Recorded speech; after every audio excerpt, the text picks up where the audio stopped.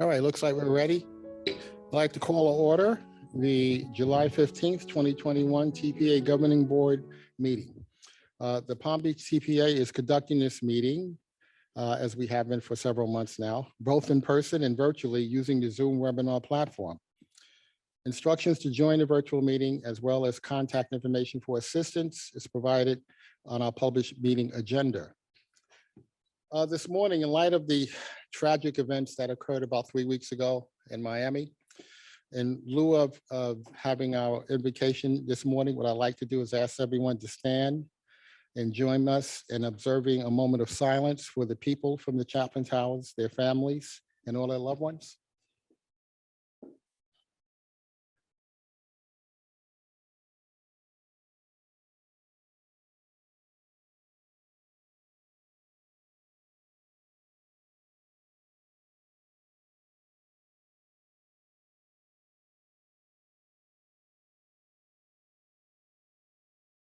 Thank you all. Will you please join me in the Pledge of Allegiance? I pledge allegiance to the flag of the United States of America and to the republic for which it stands, one nation, under God, indivisible, with liberty and justice for all. Thank you all. It's just such a tragedy and such a loss of life and so much pain related to this situation. Okay. I'd like to also talk about, want to modify our meeting agenda. I understand we have several of our distinguished members on this board who will be participating in a very important news conference concerning Cuba. So I applaud you in your endeavors to address this issue. I don't know if you're for or against, but that's, I guess we'll find out at the press conference, right? But in light of that, I want you to be able to make that appointment. So we're going to modify the agenda this morning, and I want to go right to the areas, the items on the agenda that we have to vote on. That way is showing we have a quorum. Hopefully we have a quorum. I'm going to have attendance taken at this time. So I'll motion to. I'm sorry, if I can do roll call and then we'll do modifications to the agenda. So for roll call, I'm only calling attendance for the members present in person. If you are an alternate here on behalf of a representative, please state so when I call your name. Steve Wilson. Here. Yvette Drucker is absent. Andy Thompson. Thankful to be here. Stephen Grant. Present. Shelley Petrolia. Joel Flores. Jim Koretsky. Here. Christopher McVoy. Joni Brinkman. Here. Catherine Waldron. Chelsea Reed. Here. Melissa McKinley is absent. Maria Marino. Here. Maria Sachs. Here. Greg Weiss. Commissioner Douglas- Manfred. Hello, I can hear you, Commissioner Bernard. I'll mark Commissioner Weiss walking. as. I'm walking in. I'll be there in 1 minute. Okay, so I'll mark his attendance when he walks into the room. Douglas Lawson. Michael Napoleon. Present. Christina Lambert. Present. Joseph Paduzzi. Here. Robert Weinroth. Present. Fred Pinto. Here. We have a quorum in person, Mr. All Chair. right, so we do have a quorum. Now, regarding individuals attending remotely, we have what, one? At some point, Commissioner Bernard will join us in person. So I thought guess two. Commissioner Weinworth was going to join us remotely.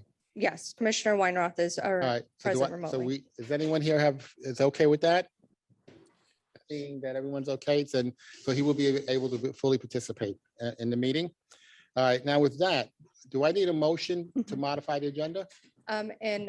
Just for the record, I'm sorry, I have multiple people talking to me. Commissioner McVoy walked in the room and then Mayor Petrolia is also present. Okay. And so as that far adds as to our quorum. yes. As far as modifications to the agenda, I believe you did have some that you wanted to rearrange the Yes, agenda. so what I stated how I wanted to modify the agenda, I want us to move right to, I want to skip the reports initially up front, and we could do that after if everyone wants to, but I want us to get right to the items that we have to have a quorum to vote on. That way we will get this done in a timely fashion, so those who have to depart for this very important press conference, they will be able to do that. Do I need a motion for that? Okay, So I'll move up action items 2A, 2B, and 2C in front of general public comments. I'll second that. Do I have a second? I had a second by Chelsea Reed. All right, we have a motion and a second. All in favor? Aye. Any opposed?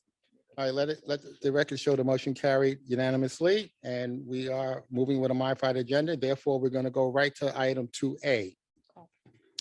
This is a motion to approve a resolution approving a merit increase for our executive director in fiscal year 22. Apparently, the way that our ground rules are set up and the contract of employment is set up, the chair is supposed to provide an evaluation of the executive director once a year and present to the board recommendations on the outcome of the evaluation. But it also gave an option to establish a committee, which is the option we chose to go with. A committee of 5 members of the board, where we did convene and thoroughly went over the performance characteristics of the TPA and the executive director, as well as we got a presentation on the strategic plan and accomplishments and provided feedback and input for modifications. We'll hear about that information on this updated strategic plan later on. But with that, we took into view the outstanding performance of not only the executive director, but the TPA as a whole. And we also took into view that the prior year, the executive director did not receive a merit increase. It was a 9-month review period, but the bottom line was he stayed flat last year. So as a result of our deliberations, which I thought was fantastic, and I will invite any member of the that was on the committee, if you'd like to make comments, I will give you an opportunity to do that. In fact, I'll do that before I ask for a motion. The recommendation is that we provide the executive director with a 10% increase, both for his base compensation and what is it called? Deferred income. So before I ask for a motion, I open the floor for any members who are participating in that discussion, if they'd like to add anything. Maria? Well, it was a lively discussion with several different suggestions, and the one that we came up with was actually Hope you can speak. all of us did agree was the best for this position. And Nick has done a wonderful job in navigating the waters along with his staff over the last couple of years, from the transition from being under the county auspices to in a standalone organization here in this building. So I applaud you for all you've done, and along with our staff, and highly endorse this recommendation. Who was next? Was you, Ed? I can't see from here. Okay, I think it was next. Okay. You're up. Okay. Thank you, Mr. Chair, and I appreciate you allowing me to participate at least for a couple of minutes virtually. I also thank Commissioner Bernard for walking very fast and got me here very fast.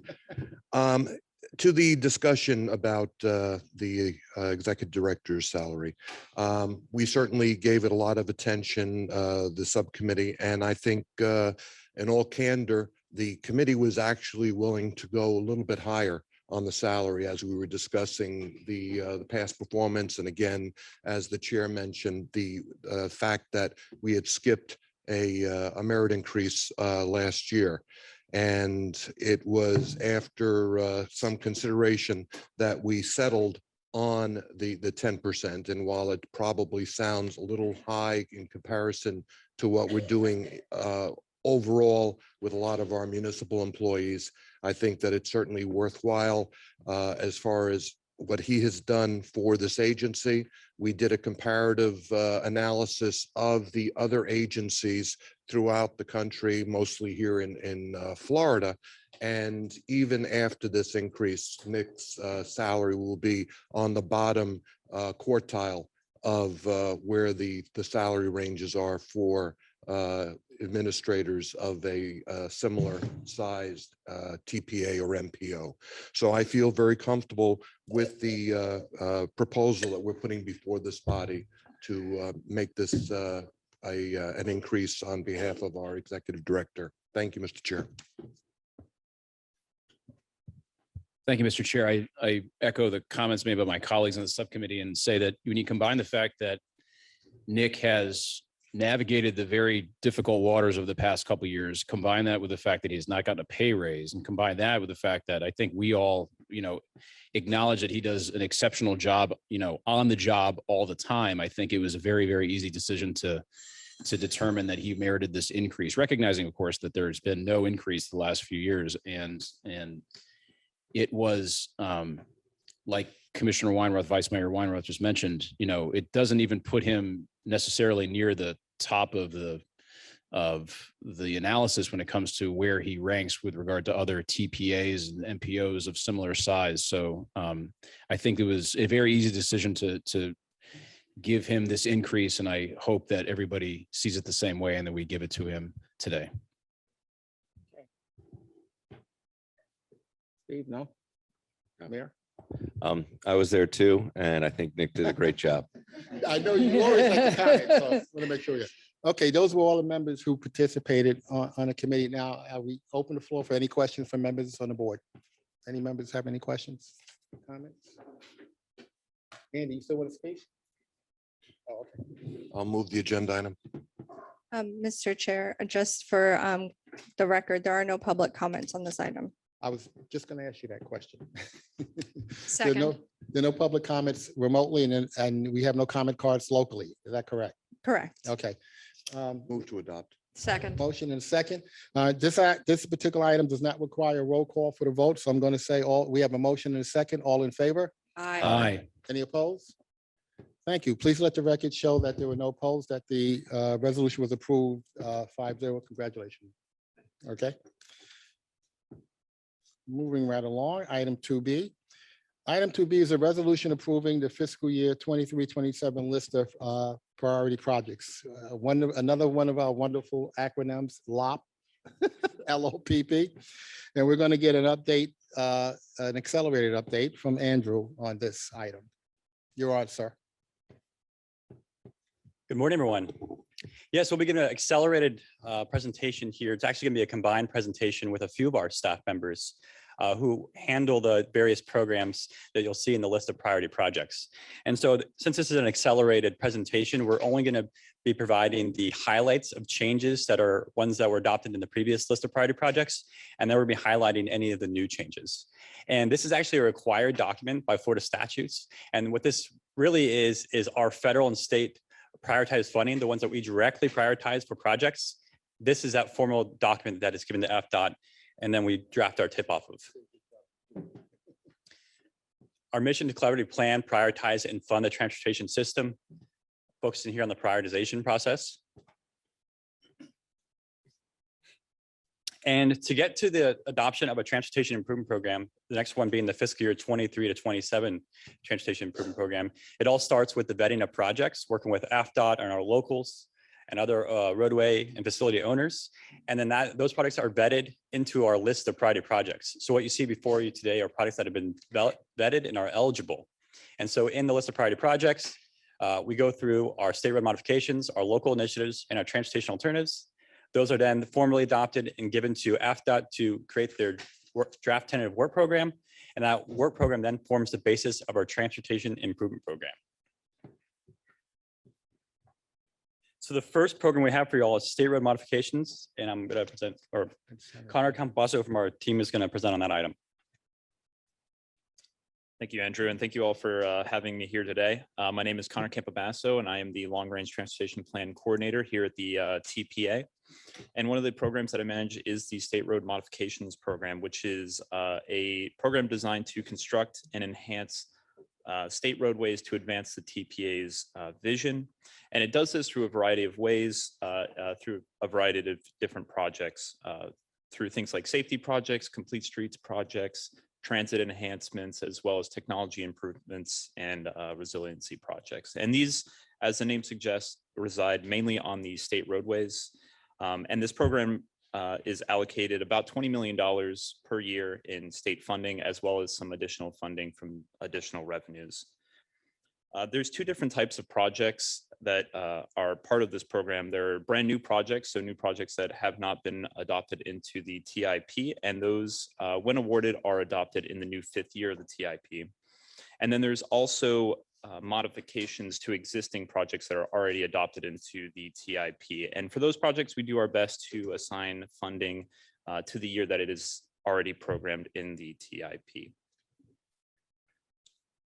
So keeping in the theme of accelerated presentation, I just wanted to give a brief rundown of the program itself as it stands today. So we're moving forward 27 projects that are currently programmed in the LOPP with three adjustments made to three individual projects, one of which is the Atlantic Avenue project, which is having some scope changes due to the discussion actually here at the board. We're seeking separated bike lanes on that project. In addition to this, Broadway Avenue in West Palm Beach is also experiencing some scope changes, and this is to address some capacity concerns as well as some bike ped concerns in that area. So they're going to try to do some more complete streets elements while trying to retain at least some of the capacity that that roadway has today. And the third change is the removal of a project on US 1 in the village of North Palm Beach, and this was at the request of the village itself. So in addition to those 27 projects, we are also seeking 4 new projects as well as 3 modifications. And I've broken those out here for you today.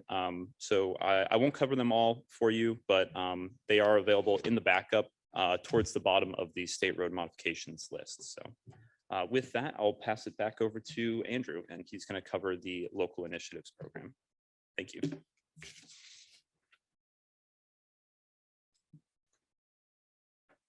Okay, the local initiatives program. This is actually a program administered by Jason Price in our office. He's our transportation improvement program coordinator. So he works with the applicants for this program and with FDOT to push these products forward. And so the local initiatives program is a competitive application process here at the TPA using federal funds for federal aid eligible roadways. And so this really advances lower cost, non-regionally significant transportation projects in our communities that go towards meeting our goals, objectives, and targets in our long-range transportation plan. It's around $22.8 million a year. And these projects really, when they're prioritized, designs typically in the 3rd year of the program, and then construction is typically 5 years out. And highlights for you for this program. The first is the 2020 applications, which you don't see on the screen here. I'll state it. The 2020 applications that were prioritized last year, some of those were not funded in a work program last year due to inefficient funds. So those are at the top of the list for this year. And that's 5 projects totaling $12 million. And then what you see on the screen here today are the 2021 applications. So these are 4 new projects, new applications that were submitted and vetted that we are prioritizing for our list of priority projects. And that's totaling $14.5 million. So it's SFRTA, Palm Beach County on Prosperity Farms Road, Indian Trail Improvement District, and then also West Palm Beach. And then the next program we have is Transportation Alternatives, and I'll hand it over to Alyssa Frank. Good morning, everyone. My name is Alyssa Frank. I'm the pedestrian bicycle coordinator here, and I also oversee the Transportation Alternatives program. So this is a program that has about $3.3 million in federal funds available every year. And the purpose is to actually fund non-motorized infrastructure and safe routes to school projects. Eligible projects include complete streets, bicycle and pedestrian infrastructure, traffic calming, recreational trails, historic preservation, and safe routes to school. And these projects are actually eligible to be constructed both on and off that federal aid eligible roadway network. Again, the annual funding amount is $3.3 million a year, with the projects having a maximum amount or cost of $1 million and a minimum of $250,000. And so the timeline for these projects, the design is funded in year 1 and the construction is funded in year 3. So this year, all projects from the past years are moving forward, and this year we received 4 eligible applications. Again, I had mentioned the total eligible amount, or the total federal funding available is $3.3 million. So we can fund most of these projects. The total requested amount this year was $3.55 million. So the 4 applications we did receive were from Palm Beach Gardens, Boca Raton, Indian Trail Improvement District, and Wellington, and they are again, totaling $3.55 million. So with this, we are requesting a motion to adopt the fiscal year 23 through 27 list of priority projects. Okay, thank you. At this time, do we have any public comments prior submitted or remotely submitted? No, Mr. Chair. Any? Mr. Public Chair, I'll make a motion to adopt. I'm sorry, I want to give everybody a chance to comment first, but hold on to that motion. Want to give everybody a chance to give their input? So we have no public comments. All right, then I'm closing public comments for this agenda item. Is there any members on the board who'd like to ask a question or a comment? Seeing none. I have, One, oh, you have okay, two. see, there is one. I'll make it fast. I know everyone has to go. So I'm just looking at what was ranked as number one by the BT PAC, which is our Palm Beach Gardens effort to repave Prosperity Farms. I'd like to, if we're going to take the time to invest in this facility, we really need to make it excellent and reflective of the vision here at the TPA. And so with that, I'm not pulling it, but I do want the county as lead agency as they look to widen and repave it to really consider putting in a proper bike facility, not just widening it and putting another bike lane on the shoulder. If we're really thinking about using this 880 mindset of whether you're 8 years old or 80 years old, we want you on our bike lanes. Right now, the only people who will ride that bike lane once we build it like this will be those in spandex going 25 miles an hour. So we have an opportunity to really do it right this time. So I would like to register a request to revisit it and have the TPA work with the county and engineering to just take a look and make sure we're doing all we can to make it a proper, safe bike lane. And given the board's new emphasis on making bike laning and bicycling safer. Yeah. Certainly, how should we address that? I think this conversation is a great start to that. The county has submitted an application for widening the road to just provide a designated bike lane, a 4 or 5 foot, depending on the segment of the corridor. What I think what Council Member Reed is asking is, can we work together with county staff to revise that proposal and see if we can introduce, and I'm going to introduce the term, a separated bike lane is Okay. the conversation that was had when we were talking about Atlantic Avenue. Correct. And as you'll find later on our agenda, a separated bike lane is actually a new term recognized in state statute because of Senate Bill 950 that passed this Passed. session. Yes. Right. And so I think the state as a whole is moving towards how do we provide better separation between fast moving cars, that a high volume of fast moving cars, and people who want to bicycle along our roadways. Prosperity Farms is an interesting challenge because it's a 2-lane road. So it's a relatively small facility, not carrying a lot of cars per se, in the 10,000 range, but not in the 30, 50, 70,000 range where some of our bigger roads are. But it's also a high speed facility. The posted speed is 35 to 40 miles per hour. And so vehicles are traveling 50 miles an hour. Yeah, they're traveling along the corridor at a relatively decent speed, which makes it an uncomfortable environment for bicyclists who are less aggressive. I think we introduced you to the term mammals at our last board meeting. And so I think we've got the direction. We're going to have some funding constraints that we will seek to work through and work around. Okay. But I think the request is clear and we can work with county staff on revisions to their application. All right, so we're leaving it on the list and we'll Mhm. work with county staff to move forward with those additional recommendations. It's on the record. Is there anything else we have to do other than, can we just approve the list as is then? with I that? believe you can approve the list as is and we have direction. Okay. Any other questions, comments? Betsy? Yes, as for the Boynton Beach Boulevard, I was just going to ask what separated means. Because, does a line, is it buffered? I'm glad that it is a protected question. area. And I'm glad that, what I think this board should look at is the speed that the roads are on, and the amount of traffic, 40 miles per hour over, I think is what we threshold. have, the threshold, because of the likelihood of death being hit at that speed.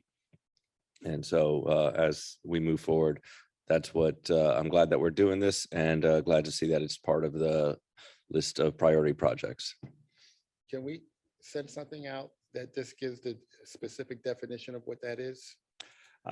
Actually, Mr. Chair, if I may, item 3A, the backup material for the presentation that there? we have, we've both included the exact language that was Okay. introduced into state statute as Okay. part of this session, and a presentation Finds that. explaining with pictures exactly what the words mean when you're building roads. Okay. Any other questions, comments? Okay, seeing none. Now I'm looking for a motion. I'm sorry, Vice Mayor, you turned your microphone off. Who did Thank that? A motion to approve the fiscal year 23-27 list of priority projects, LOP. Second.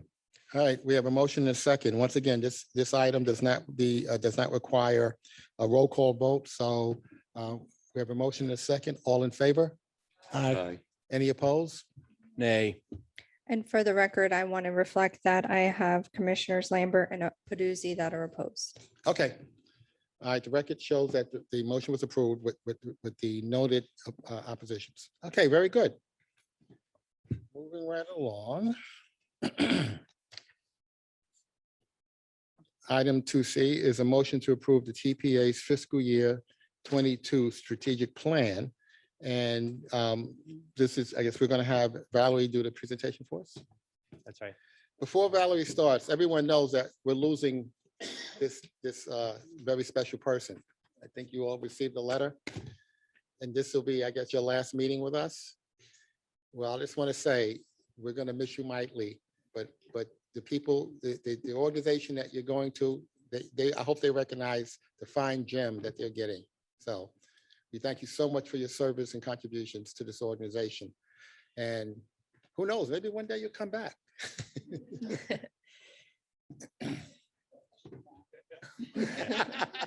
Thank you so much. I'm going to miss all of you very much. And it's been a wonderful experience to be at the part of the TPA for the last 6.5 years. And Palm Beach County is definitely, even though Anchorage, Alaska is my hometown, Palm Beach County is definitely my second home. So who knows? But I do look forward to making a positive impact in my hometown.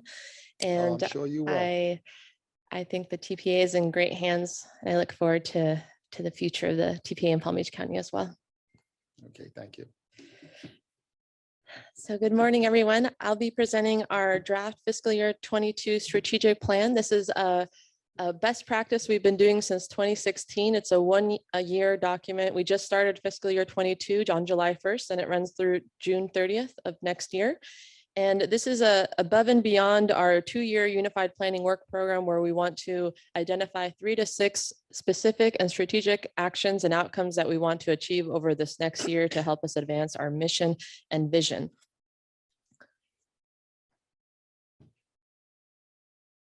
So on June 21st, our TPA board committee, which consisted of 5 board members, met and reviewed draft recommendations from staff, and they provided us recommendations as well. We compiled that and presented it to our committees this month, and now we're bringing it to the board for final adoption. So I'm going to walk through what changed over the 6 goals. The first goal is engage the public. So under 1B, highlighted in red, the things that are underlined are new text, and the things that are striked through are deletions. So 1B, we said instead of expand social media outreach, we said let's expand social media following, and let's try to reach 4,000 followers. So right now we have a little over 3,000 followers. We want to reach 4,000.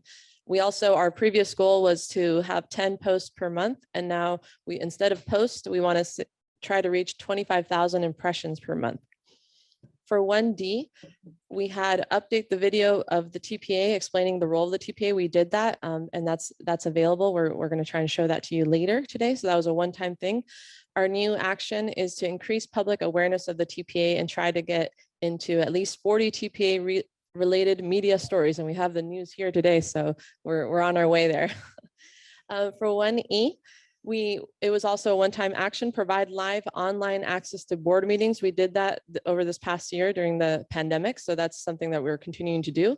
Our new action that we're proposing is present TPA initiatives to partner agencies and groups with at least 15 presentations. So we'd like to go out into the community, to our local municipalities and partner agencies, to raise awareness about the TPA and engage the public even further.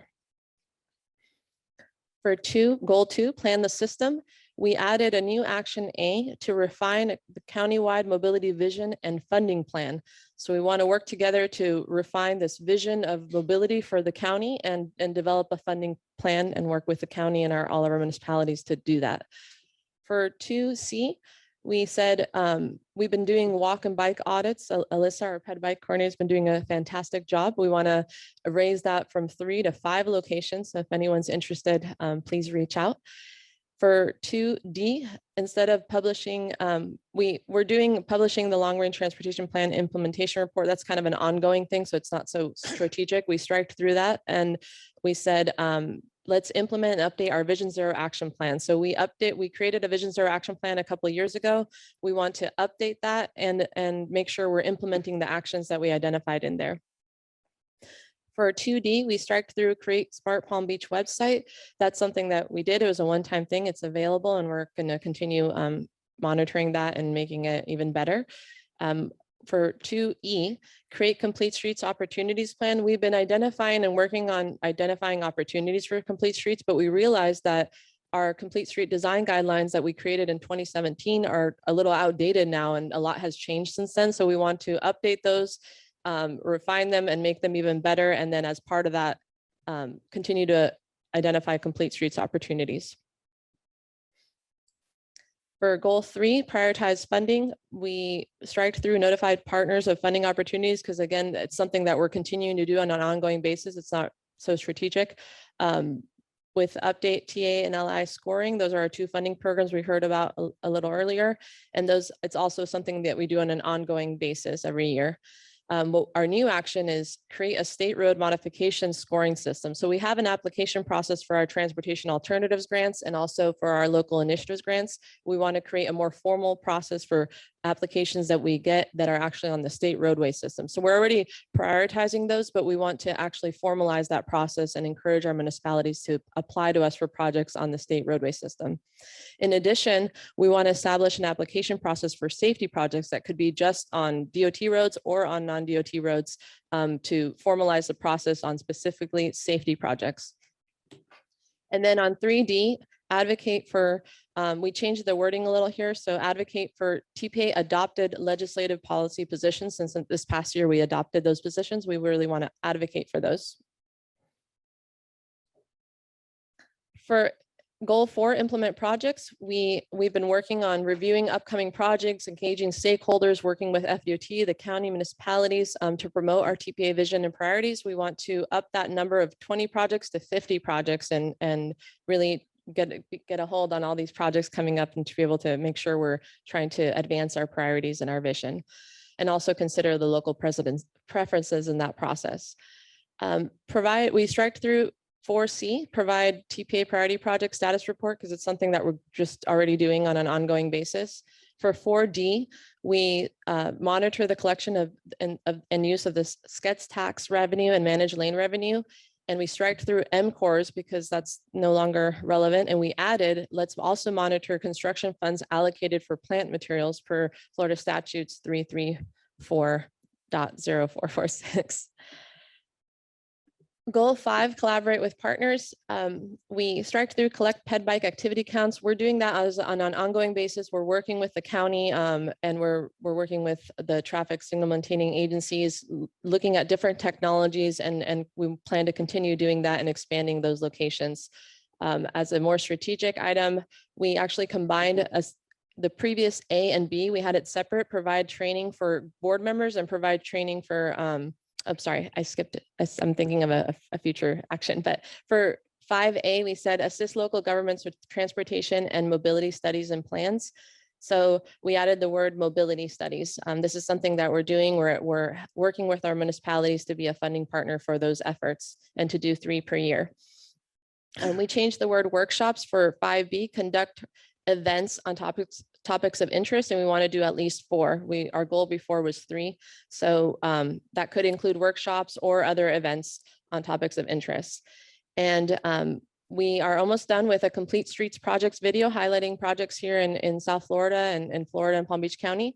We hope to bring that to you in September. So our new action there is that we want to create a mobility options video. So during our board committee, it was mentioned, what about I can go to Palm Trans website or Tri-Rail's website, but what if I just want to know about all the options in Palm Beach counties and how to get around?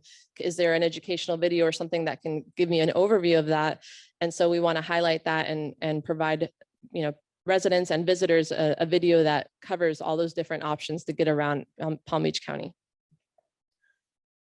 So goal 6, this is the one I was thinking of, administer the agency. So action A, we used to have board and staff training as separate items. We combined those and said we still want to provide our board members and staff trainings to go to conferences, local workshops, and we upped that number since we combined it to 40 trainings. So we encourage our board members and staff to attend trainings and support them in doing that. For goal 6B, we added a new item that said modify TPA committees to support TPA initiatives. So we want to revise, we want to look at our committees and our makeup and make sure that maybe we need new members or look at that makeup and make sure that it's advancing our mission and our vision. So that's something that we want to do over this next year, especially since safety has been such a priority that we've been talking about lately in Vision Zero. We want to make sure that we're all moving in that direction.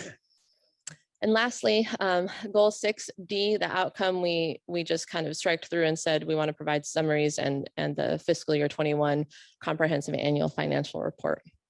So I know that was a mouthful, but those are the proposed changes for this new fiscal year. So you ready for questions? Before we take questions from members on the board, do we have any prior public comment requests? No, regarding this Mr. Chair. agenda item? Do we have any public comment cards submitted? No, Mr. Chair. All right, then we'll close public comment on this agenda item and take questions from members. Go ahead, Steve. Hi, Valerie. It's good to see you, and we're sorry to see you leave, but hopefully you'll think of us down here warmly. Okay. Warm me up, but I'm cold. Yes. I sent you an email regarding the FDOT's landscape improvement plan. Is that part of our strategic plan to help this MPO talk to FDOT and our partners so that we are creating a more sustainable transportation system and resiliency, dealing with different stormwater aspects of the roads and I guess the urban tree canopy? We added per your comment for 4D, we added that we want to monitor and pay closer attention in looking at what funding is being allocated for plant materials. And so by that, we're thinking about landscaping and tree canopy and all that. So we definitely, that's where we added that language, but that's the goal, is to engage more in that discussion and push more for those things.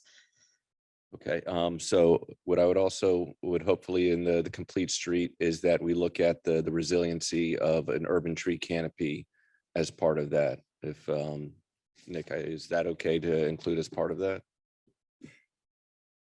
Mr. Chair, yeah, I think just for the rest of the board, you know, sometimes we get so specific that we lose sight of what we were trying to accomplish with the first strategic action. So 4D, the statutory reference in that is actually helping me and my conversations with DOT remember exactly where in state law the requirement to spend 1.5% of their statewide construction funds on landscaping outcomes, where that state law lives. So we probably should have said monitor investment in landscaping, but because we went specific, it's going to help me in the future. Okay. Referring back to the exact paragraph in statute that says, are you doing this and how well is it going? To your second point, so I wanted first the board to understand that's why we wrote it that way, so that we would remember where to look for that 1.5% obligation and focus attention on how those funds are being used. To your second point, can we incorporate tree canopy investments in our Complete Streets Design Guideline update? Absolutely. Okay. It makes sense. It's consistent with the resiliency goals. It's consistent with the desired outcomes of the TPA for environmental sustainability and for promoting a walkable, bikeable environment, because when you introduce tree canopies into the right of way, you've actually created a reduction in the heat sink effect of the asphalt and a more comfortable experience for the people who choose to walk and bicycle along our roadways. So all of those advance the TPA's established goals of growing the percentage of people who choose to walk and bike and help with our sustainability and environmental resiliency efforts as well. All right. Thank you. Okay. You are, ma'am. Thank you. Now, first, I just wanted to say thank you so much. It's a very clear, easy to understand document, very easy to follow and to make sure that we're meeting and achieving our goals. As it relates to goal number 1, engaging the public, I was pleased to see that we're changing from outreach to following, from posts to impression. And it wasn't lost on me that the topic of this goal is called engaging the public. So I just wanted to make sure also that in addition to measuring these steps that we're taking, that we're also measuring how people engage with us, because we can look for impressions, but are they commenting back? Are they showing up to these events? And I think it's also tied to 5B, those events of topics of interest. As we look at what and plan what events those are, that we think about who are we trying to engage and how deeply are they engaging with us? Thank you. I think just to add to your point, I think it's interesting. We need to, it's not just the general public that we're trying to engage, but we really want to engage the rest of the elected officials in all the towns and also unincorporated, the improvement districts, engage them as well to make sure that they understand what direction we're trying to go and how we're trying to move this ship in maybe a different direction, and the role that they will have to play in that, and the role that we want them to play in letting their citizens know that these are the things we're doing and here's what's in store for you and how we want to improve your quality of life, et cetera, et cetera. So, yeah, Maria. Thank you. Actually, when we had our committee meeting to discuss Nick's raise, this was also part of the committee meeting. We spent more time on this than we did on talking about your raise, if I'm not mistaken. And what I'd like to say is that the committee was in full support of this, the way it came to pass, and we had a very long discussion. And so any other cards up? I make a motion, we accept. Second. Okay, anyone want to comment? No? Okay, let's make sure. Okay, so a motion and a second. This item does not require a roll call. So with a motion and a second, all in favor? Aye. Any opposed? We have no opposed. Marge, let the record show that the report and strategic plan was approved unanimously. Okay, you all are wondering, what about the consent agenda? We want to get these other items out at front first, but has everyone had a chance to review the consent agenda? And is there anything? Make a on motion, we here? approve. Second. Does anyone who wants to comment or pull anything off the consent agenda? No? Okay, we had a motion Second. in a second. A motion is second. All in favor of approving the consent agenda? Aye. Any opposed? We have no opposed? Okay, Marge, let the record show that consent agenda was approved 5-0. I was going to mention, but since nobody wanted to talk about it, is item 6, which I think is a very important component that's on this agenda. It's the under section 2.4A holidays, that the TPA personnel handbook will recognize Juneteenth as a paid holiday. So just wanted to mention that on the record. That was part of this agenda. Okay, that I do think is an important action that was taken. Okay, that brings us to, all right, at this time, we have concluded all business that required us to have a quorum. We're going to go into some informational reports. We have a very important one coming up. It's an update on Senate Bill Point of 950. Chair, when we modify the agenda, the next, I believe, would be the general public comments from chair and member comments, and the executive director's report. Well, technically, no, but yes. Okay. Mr. Chair, just for the record, I don't have any general public comments. Yes. And we have no. I public have no comment cards cards. either. Okay. What I was going to suggest, those of you who have to depart, all right, we can take a 3-minute recess to give you an opportunity to make your departure. That way you could all do it all at once. And so if you want to do that, we'll take a 3-minute recess to allow those who need to depart. If we could get a You want to 5 stay to for this? 10 minute report from the executive director, and then You want to stay for the report? That's what I wanted to know. Yeah. Okay, I'm just trying to, give you the leverage leeway you need. Okay. I want us to get this update and then we'll get the executive director's report. So, Alyssa, where are you? point of order, that wasn't on the order of the agenda. Do you want us to remodify the agenda for that? Yes, I just want to get this done. Okay, Okay. so motion We have, to we have the press here. amend the specifically for agenda this presentation for as item well. 3A to, Okay. All in favor? aye. Okay. You're up, ma'am. And the camera is rolling. Thank you. So again, my name is Alyssa Frank. I am the pedestrian and bicycle coordinator here. And I am here to present our understanding of Senate Bill 950, which is a bill for bicyclist safety. I know, yeah, that's it. So I'm going to go over quite a few things in this presentation. First, this bill actually does add a definition for bicycle lanes and separated bike lanes. This also does revise requirements for a few different movements that are on the roadway. So I'm going to go through each of those movements individually. The first is for drivers of motor vehicles who are overtaking bicyclists. The second is for turning bicycles. The third is for riding two abreast. And the last is for cyclist groups at stop signs.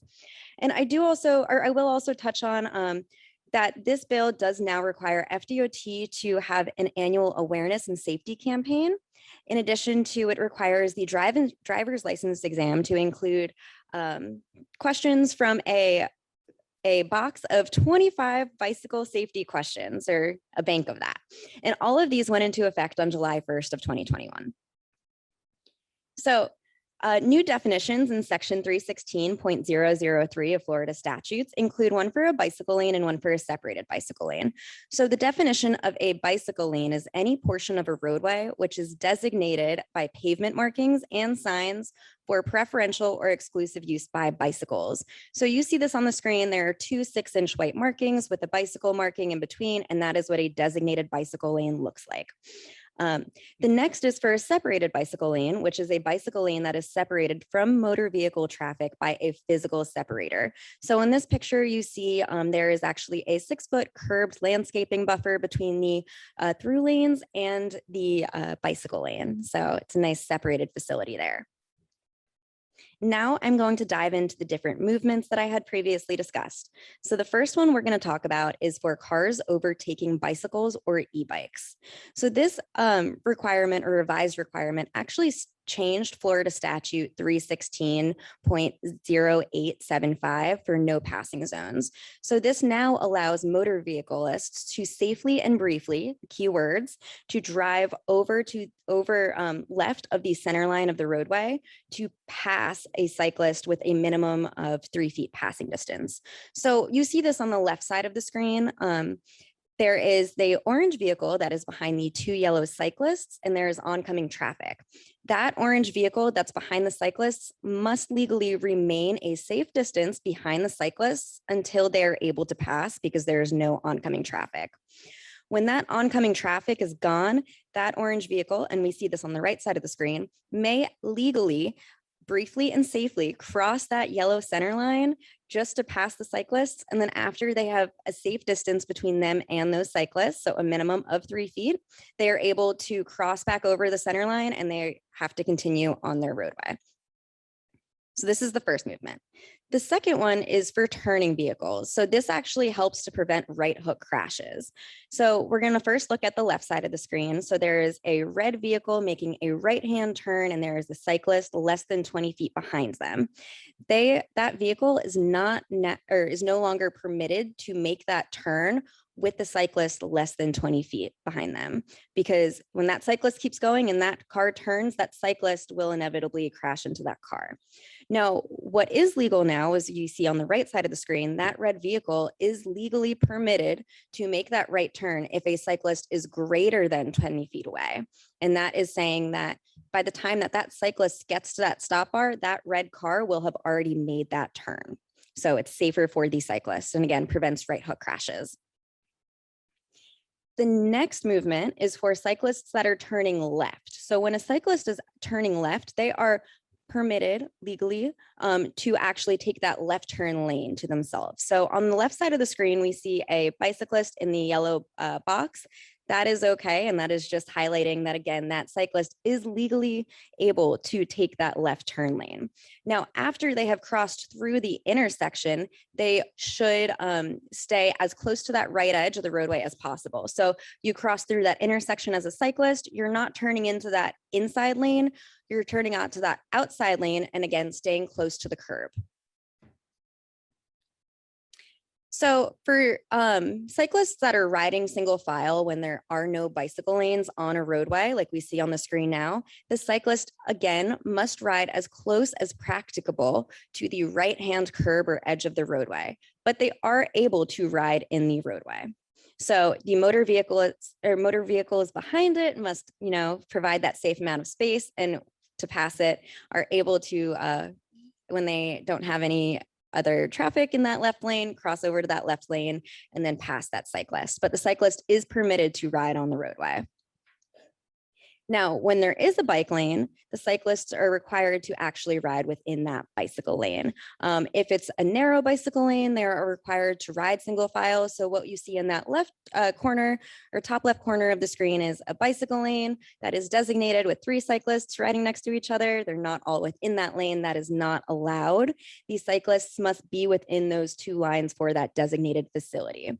If they are able to, which we will see on the next screen, if the bicycle lane is wide enough, you are able to ride 2 abreast. However, you are not able to ride any wider than that or with any more people next to you if you are riding on the roadway. So again, we see that picture in the top left corner. That's not okay. We have to stay within those 2 lines, and 3 next to each other is not okay. If you're riding on the roadway, 2 abreast is the maximum, and that's only if the bicycle lane is wide enough to safely accommodate that. So where can we ride more than 2 abreast? This is only possible on bicycle paths. So on the screen now, we see the El Rio Trail in Boca Raton. Since this is not a bicycle facility that is on the roadway, we can actually have a larger group of cyclists riding together. So that's what we see here, a group of 4 cyclists, 5 cyclists all riding as a group. That is okay in this condition only.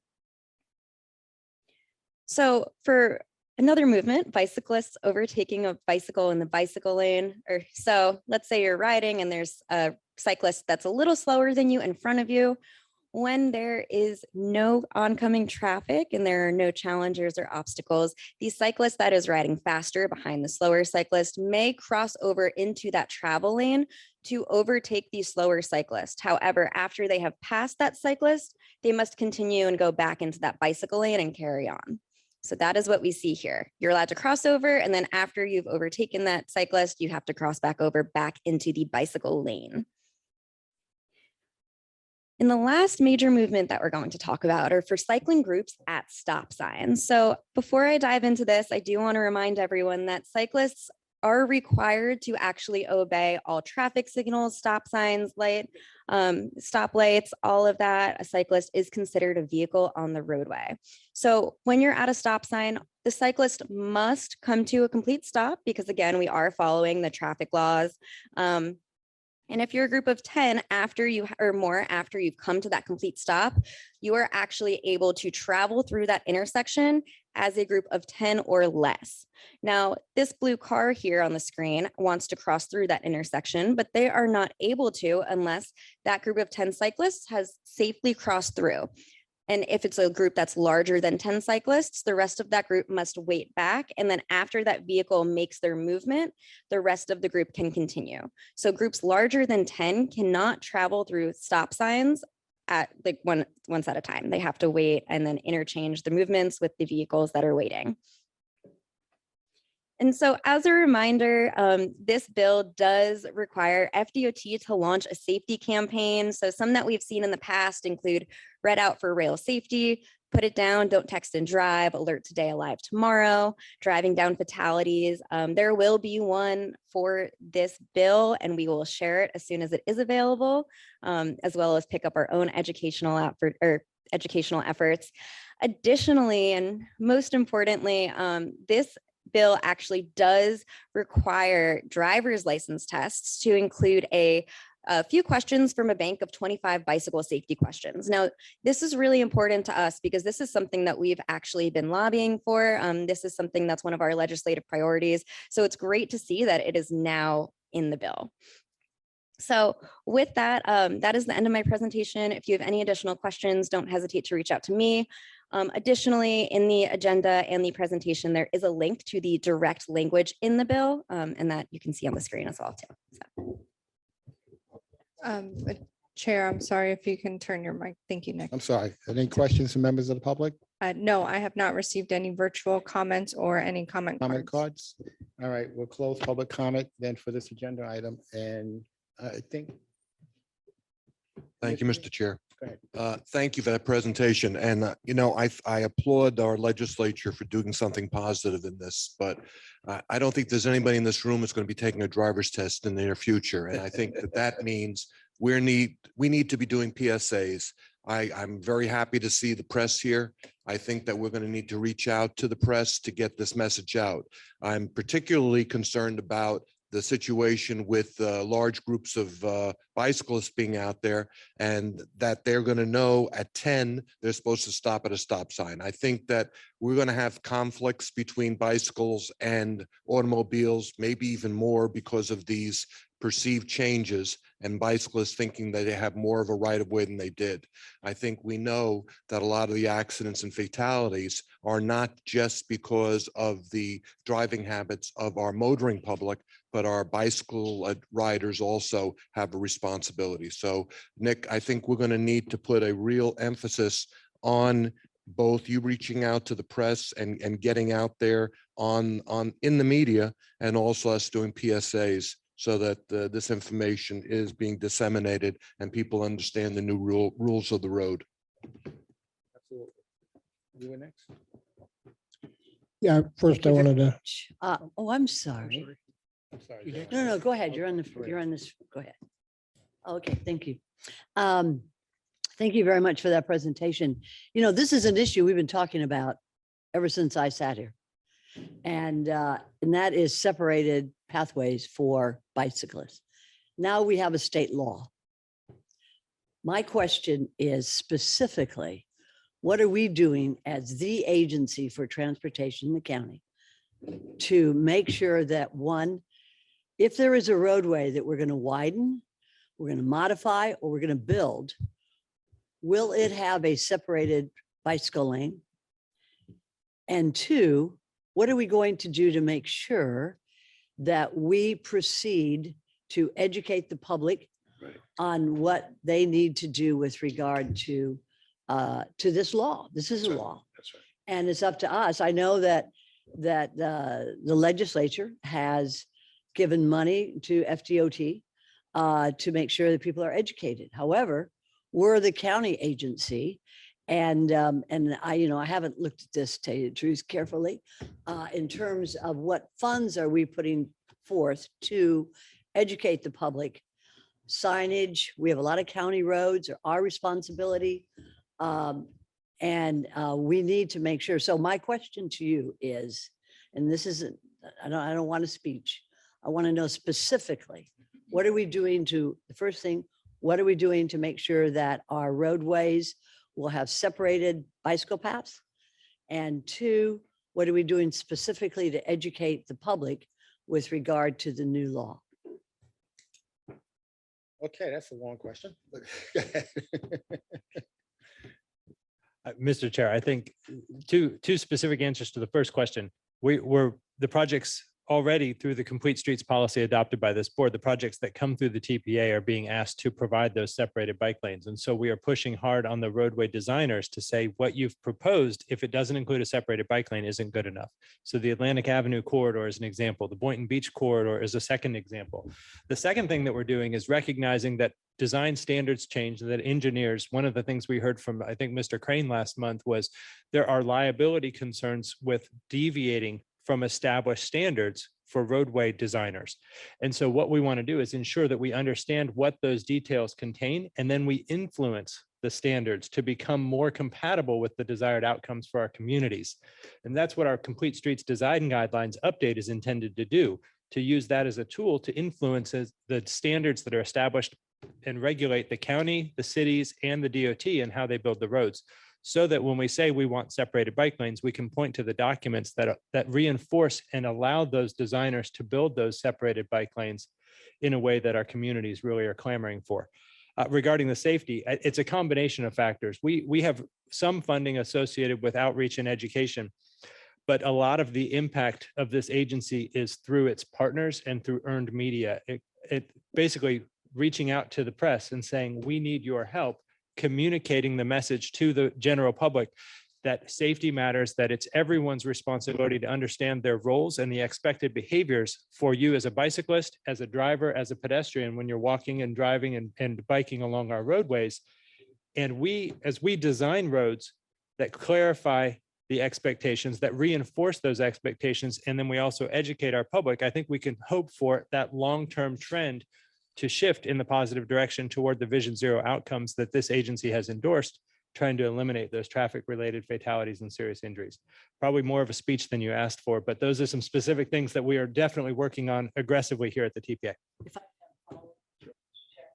follow-up is this, are we going to get funds from the state to help with signage and education? I know we had a wonderful presentation beforehand about how we're reaching out on social media. Whatever the liability of the county is, it was. Now we have a state law that changes the Florida statutes. That was before July 1st, 2021. We now have a new law that has changed Florida statutes rather considerably. So one, if we could get, have we requested, I know they usually will say no, but we have to ask, have we requested state funds to enable the county to promote and advocate this new state law, which is now in effect? And two, if not, will we reach out to our social media, which is free, free to outreach, reach out to social media to educate people? And three, will we have signage to enforce on county roads the new state law? And then thank you. So again, short answer, I'll give you a shorter answer. Yes, yes, and yes. Okay. Perfect. Thank you. There's an obligation on the department to do an educational campaign, and we're certainly going to partner with them on that. I do want to draw your attention back to item 2B on our agenda, the list of priority projects. So the TPA is really an entity that exists to both review the projects that are being advanced by our partners, by the county, by the state, by the cities, and to proactively allocate a portion of the overall transportation revenues available in Palm Beach County to the projects that this agency sees as most valuable. Bottom line, you have $45 million a year to spend on projects within Palm Beach County. That's not a huge resource when you look at a county our size, but it's a significant investment of public dollars that we can make in the reconstruction of our roadways and the better marking and signing for the safe environments and the reinforced messages that we're seeking. Thank you. Yep. Just to underscore these comments, that one of the questions I would ask is that we're going to reach out to the sheriff and have a conversation about what's his plans for enforcement. Because you know how it works. You pass a law, but now you're faced with, okay, how do you make that law work and how do you enforce it? So that's a question that needs to be asked. Good, Jim. Few quick items. First of all, I want to express extreme appreciation for the timeliness of getting this. I think it's a testament that this passes on July 1 in the very first TPA meeting. Staff is helping us to present to us. We first know. The minute I saw this, I knew I wanted to first come here and hear it. And then I can assure you that the local government that I serve will make sure we're making use of this information to help do our part. That's both using our social media avenues as well as our police agency who's done this in the past. And I would first say the first step that standard practice in town is that we'll have our police agency begin some public education, which is easily done when somebody is not complying with the new law, and you give them some time to learn about it, and word gets around pretty quickly. So quite frankly, I think that's the most effective, one of the most effective ways that I can assure you will happen. We have a perfect corridor for it where there's a lot of bikers, A1A. Secondly, I just wanted to share and give a shout out to the county, county engineering. Right hook crashes is something, I think all of us have seen a number of events where there is a pedestrian or bicycle fatality or serious injury on crashes. And while and I appreciate you kept it on topic of the legislation, but I just wanted to point out that, I've observed more and more what exists at the intersections. And oftentimes there is some sight visibility issues at intersections.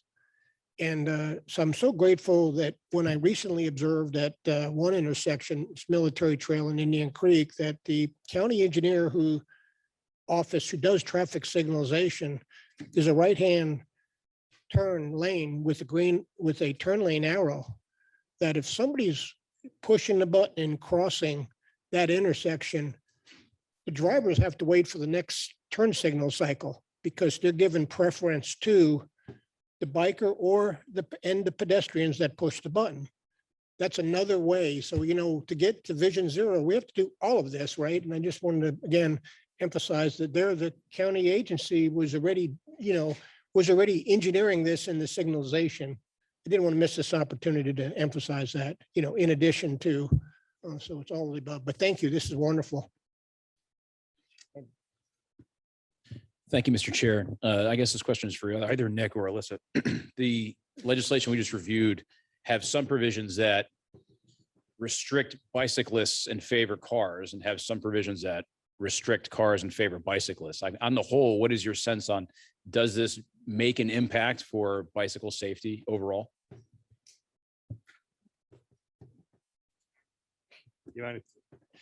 Sure. I can answer that. I think it does, I think it comes down to education. When we educate them and tell them or educate everyone, both motor vehiclists and bicyclists, I do think that it will improve the safety for everyone. But I think it really does come down to that and making sure that people are aware, because as we heard, no one really knew about this until it was on the agenda for today. So it really comes down to that. But I don't know if Nick has anything to add. Yeah, I think clarity of regulation helps navigate the conflict points that exist in our road network. And so when we know the rules and we, as Alyssa pointed out, when we educate our communities on what the rules are, what the expected behaviors are, then hopefully we'll get better outcomes. And then the second part of that is if we now implement these expected behaviors and we recognize this doesn't work as well as we had thought it would, that's why we have a legislative session every year. So we can make tweaks to the laws to reflect what would work better and promote more safe communities or more safe outcomes for the members of our community. Chrissy. Thank you so much. And as an avid cyclist, I just wanted to express my support for any action that this body takes to support this legislation, especially as it comes down to communication. I typically ride in a group of two, just me and my husband, or up to about 6 to 8. And we are always considerate, always following the rules of the road, but many times we're met with aggressive drivers who do not want bicyclists on the road. And so I think that the more we can do to help educate, to keep everybody safe, the better off we will be. And it's unfortunate that I even have to make this statement, but I think as part of that education, we need to think about de-escalation communication as well, so that when those aggravated situations happen, that we think about them as we do other situations where we're thinking about, how can we de-escalate this so that it doesn't grow bigger? Thank you. Joni. Thank you. My concerns also are the right hook crashes. I think that situation puts equal responsibility on both the driver and the bicyclist. Right. And even on behalf of the driver, it's often hard to gauge where 20 feet is or how fast the bicyclist is traveling. So I would request that since FDOT is responsible, at least at this point in time, and it has funding to do the outreach, that specifically be one of their main focuses, because I think that's the most difficult situation in all of the slides that we saw today. Mayor Wilson. Thank you. What an excellent presentation. SB 950 is so complex, but You made it real clear within 5 minutes. Thank you. I will hope that this agency consider, I know there's 39 cities, towns and villages in Palm Beach County, that we do that safety campaign. The law is the law. I mean, we have to understand that. And I think, I know it's very demanding, but Nick, and to our president, do you think it's possible we can perhaps have this campaign starting with her to go around to these municipalities to educate, inform? You know, we talk all day, but it starts with us as an agency for Palm Beach County. I mean, I know we have some concerns about, hey, you know, roadways and byways, but it's got to start with us because we have to abide by it. And a lot of cities, believe it or not, you know, perhaps really not clear about, you know, what's it saying in that bill. And if you can start with your staff to start going around to the county, it will make a big difference. And then it's up to the municipalities and their staff and their community state leaders to help get the word out too. But I tell you, it's got to start with us. Absolutely. Commissioner? Thank you. As we pay attention to this bill, we also need to look at what the bigger picture is. The bigger picture is that all counties and municipalities really do need to revisit the idea of mobility and not just moving cars. That's an indication of what this bill is. They are telling us that as cities and counties, there are other non-motorized vehicles or electric bikes or whatnot on the roads we need to share. And we all as a group need to come together and make sure that going forward in the future, we truly have an overall mobility plan, not just bike plans. Thank you. That's great. You have McBoy on the far right. Yeah, no. Okay. Thank you. Thank you for the presentation. Also, as an enthusiastic biker, I really appreciate the work. I agree with you. The education seems like a big thing. One piece, and any help that TPA can do to maybe PowerPoint presentations, things that we can push out in each of our communities is good. One thought that came to mind with the right hook part of it is, I remember from previous meetings, TPA has been compiling statistics on accidents. It might be interesting to emphasize the right hook ones in that context. And I agree with the comment made from Palm Beach that 20 feet is going to be difficult, particularly because almost always the bicycle is going to be moving. So what was 30 feet at one point is going to be 15 feet at another point in time. But the education is key with it. Thank you. Okay. Any other questions or comments? Chair, I don't have any other tent cards raised, but I do want to note for the record that we have lost our quorum. Okay, there's nothing else we have to vote on, is there? No, but we just want to note it for the Okay, record. noted for the record that we no longer have a quorum. All right, anything else you want to add? Yeah, that's it. Thank you for a great presentation. We appreciate that. I just want to say that big picture, absolutely. We have to keep an eye on the big picture. This is a piece of the puzzle, or a piece of the components, the moving parts in terms of the direction we're trying to move our county and in terms of transportation options. But I think it's absolutely a good thing to have some legislation on the books that supports our concern and our thoughts. And now we're at the implementation level and clearly getting the word out. You know, a road show certainly I think is something that is probably important. And I'm interested in the 25 questions that are now going to be on the licensing requirement. Just as an exercise, I might ask Nick to send something out to all of us to personally take those questions to see where we come out on it. We don't want to know what how well you did, but I just want everyone to get a chance to know what the questions look like that are going to be on the driver's test, and see how much we know already and whether or not we'd be able to pass it. So keep eye on the mail. We'll see if we can send something out like that to everyone.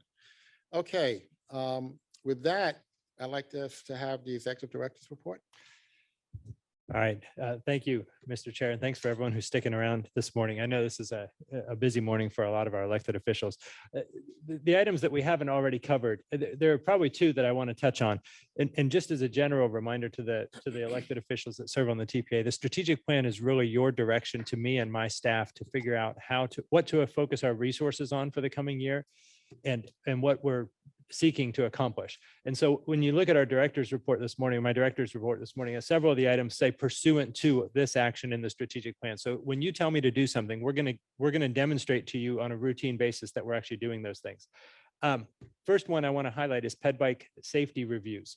So this is an opportunity our staff will get together with local government, with school district, with law enforcement to go and walk a portion of a roadway and say, what do we see out here? You might be hearing concerns from constituents. And we wanted to provide a mechanism to capture those concerns and to really invest resources in getting out in the field. And so we've done 4 of these. We did one in Jupiter just last week. We're hoping to do even more of these in the coming year. This was an item in our strategic plan. I mentioned, I didn't put it on the slide, but I wanted to note, we were so enamored with Andy Thompson and the Relive app and the way he told the story of his running exercises in the city of Boca Raton that we've actually used that app to capture and share some of the observations from these walk and bike safety reviews. And then also wanted to commend PalmTran because we engaged local partners in these reviews, and PalmTran was out there and said, hey, we've got a stop that's not in the best place for our operations. It doesn't promote good pedestrian activities and safety. Let's move it to the far side of the intersection and let's add the seats at that bus stop so that we can provide dignity to the riders, a rest point while they're waiting for the bus to arrive, and promote pedestrian safety. And they were actually able to make that change the afternoon of the day that we did the review. So fantastic level of responsiveness. We've talked about Valerie departing, and it's a tremendous hole, and I'm really sad to see her go. We are excited for all the things that she's been able to contribute to the TPA, and look forward to working to continue a lot of those efforts and bring them to fruition. Wanted to mention, just as a request, if you are interested, we are hoping that we have a number of transportation conferences that we promote on the TPA's website, but we are hoping that you would consider joining the TPA at the AMPO, or Association of MPOs throughout the country. They have a national conference that's coming up in October in Scottsdale. That's a sister city, a peer to Phoenix area. It's part of the Valley Metro region for transit service. And we're hoping to host a peer exchange in Scottsdale with the Valley Metro staff so they can tell us a little bit about the story that they went through, the experiences that they've had, taking a very hot climate, urbanized area from a suburban car-centric development pattern to a community that counts on and invests in and really maintains an excellent public transit system with light rail corridors, with bus rapid transit corridors. A lot of the conversation that we're talking about here, we want to learn from a community that's maybe 10 or 20 years ahead of us. How did they make the steps how did they accomplish the steps that they took? And how can we learn from their success? And then lastly, again, as part of our strategic plan, we created an updated video. It's been posted to our website, and I hope you'll take a chance to review it. And if you have friends, colleagues who wonder what we do here at the TPA, you can point them to our homepage and say, in about 150 seconds, we can give you a very thorough understanding of the roles and responsibilities of both the elected officials and the staff as we work together on our mission and vision. So, Mr. Chair, that's my report for the morning. Any questions on Executive Director's report? It's that first week of October. I'll give more information. Follow up. Yeah, okay, yeah, good. Okay. And our last other item, I guess we did defer that earlier. Were any comments anyone from the board wanted to make? We didn't have our comment period this morning. Jim, go ahead. Just quickly, I want to express appreciation for the pedestrian bike safety review that staff initiated. You know, any one of us or a couple of us could do that walk and you wouldn't get immediate results that was happening. So I do think those are extremely effective. So I want to again appreciate that. I mean, Indiantown Road is an area known to have had serious injuries and fatalities. So I'm grateful that it was targeted. And I also want to emphasize, I mean, I think these safety reviews are so critical. And I just want to share, for example, I had heard some months back, concern expressed from a crossing guard, didn't come to me directly.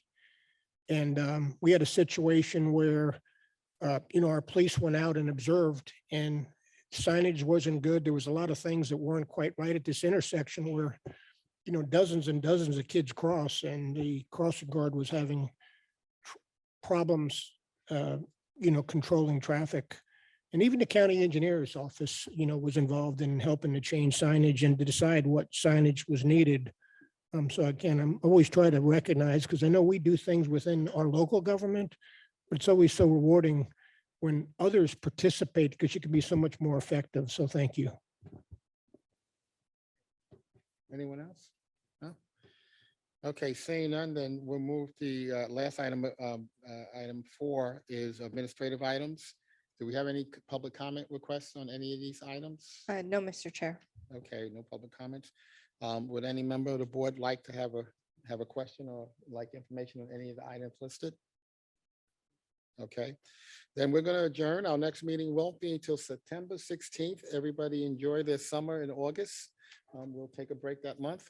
And thank you all for being here. And we'll continue to move. I can't believe it's August. We're looking at August already. It just blows me away. But we stand adjourned. Thank you all.